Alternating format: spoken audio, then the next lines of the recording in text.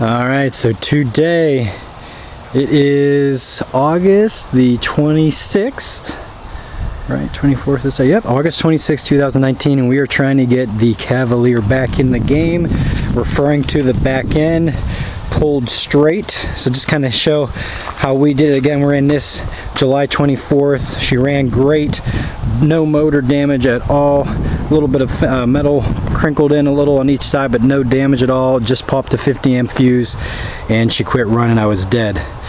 Put a fuse in it on the way home, fired right up. Motor is exactly how it was before the Derby. So the rear end, this one just a little bit bent out, not too bad. This one though was severely bent out, and I've already pulled it a tiny bit.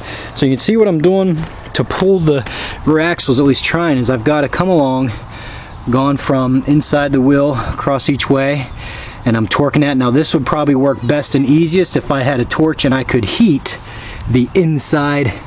Kind of tough to see up in there where it's bent, but I'm not that sophisticated, so we're trying to do what we can with what we got.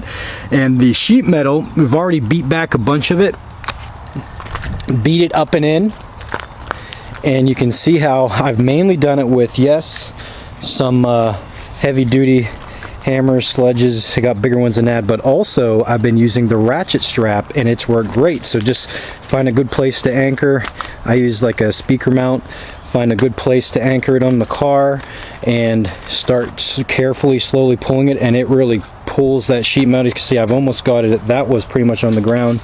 I've almost got it tight together, and I also did that to pull it off the wheel, which I've done quite a bit as well. That was literally touching the wheel. You can see how now I've got it about 10 inches or so off. So we'll hit the sledge a little bit more on this stuff to beat it up in out of the wheels way, but if we can get it semi-straight just so we can back up straight, and I said best case to me is if we can even get them a little bit in, so whenever I do take a hit, if they snap down or if they snap in, that's perfect, because then I'm just going to be sliding around on the mud.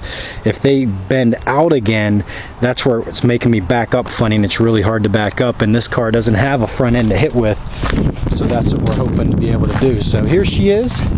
Had the tarp on her the last month. This tire, the rim is slightly bent in the corner there. That's why the tire's flat. I just put it up in the jack stand.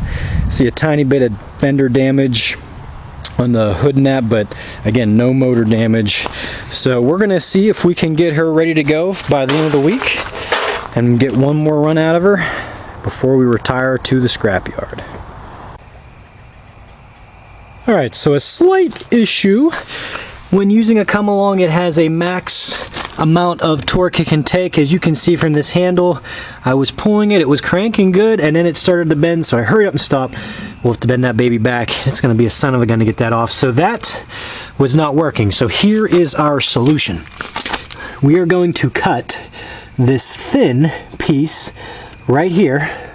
There's one in the front and back that's going from the rear frame here to the inside of the brake drum.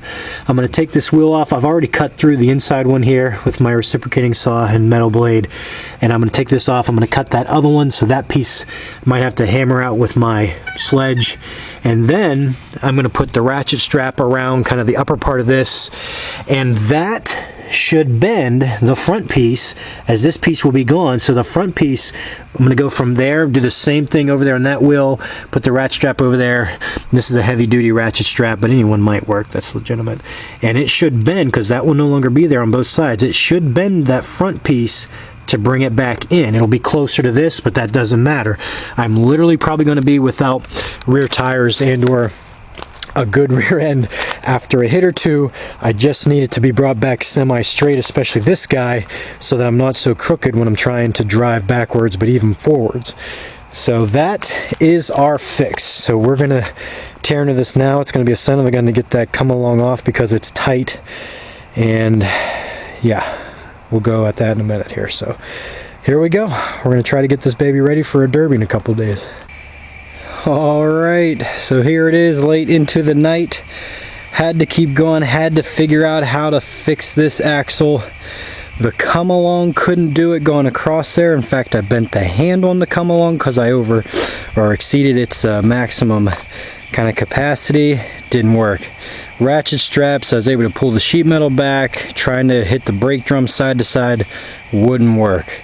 What ultimately ended up working as you can see now, it is, if not perfectly straight, it is pretty near perfectly straight. And I didn't have to cut anything, didn't have to bend anything. This right here, 3/8 little washer, 14 of them now. So what I did was I looked at this when I just wasn't getting anywhere cutting or anything. I looked at it and I said, I took off the brake drum, just nothing. So I started looking, and inside here, you see there are 1, 2, 3, 4 of these bolts and nuts. There we go, it's hard to see. That are holding this, which is what the wheel's mounting to. So I thought to myself, if I can get the front to just stick out a little further so the back is tight, but the front I put some spacing in between there, I might be able to straighten out this wheel. And sure enough, on the front 2 bolts, I took 7 and I had to put them between, not just under the bolt. I had to take the whole, unbolt all 4 of these, take the whole piece out, and then put the bolts back through and put the washers on the inside here so that it was creating a space. And then I bolted them down and it raised the front ones, so there was now all that 7 in each of those front 2 bolts, which means they were sticking out more, which made it pretty much flush. So that is how we were able to fix it. The left rear, I believe, is good to go. It looks almost perfectly straight. I mean, it's a little tough in the dark, but it is pretty near straight, if not straight. This one over here, I'm gonna put the wheel on. I don't think it's angled slightly in, but I don't think it was making me go crooked. That one was just so crooked. So I'm out of washers anyways. I have to go to AutoZone to get more. So we're gonna put the wheel back on tomorrow, put the gas tank and battery back in this old girl, fire her up, and see how straight she is. Might have to do the same thing over here, just not as many washers, as it's not nearly as bent. So success late into the night, but we're good to go.